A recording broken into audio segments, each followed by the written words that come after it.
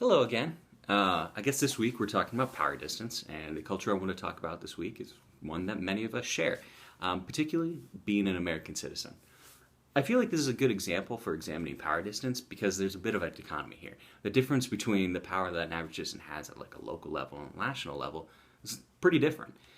At the local level, there's fewer voters and less levels of personnel in between the average citizen and a policymaker, so therefore the power distance can actually be surprisingly small. I mean, Oceanside's it's a pretty decent sized city, so the chance of affecting a policy change here is going to require a lot more work, and the power distance is going to be a lot greater. But when we talk about the small town I'm from in Virginia, well, I mean, there's not a lot of people, and therefore the average power that the person has is greatly different because there's less voters. An average person has a pretty good chance of affecting policy change.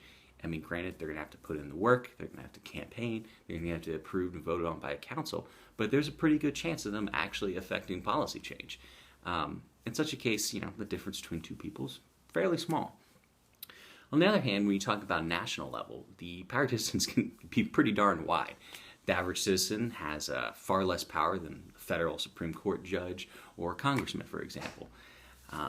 This gap can actually be so wide that the interests that the average citizen wants to be pursued can actually be greatly different from the ones that are actually pursued at the federal level.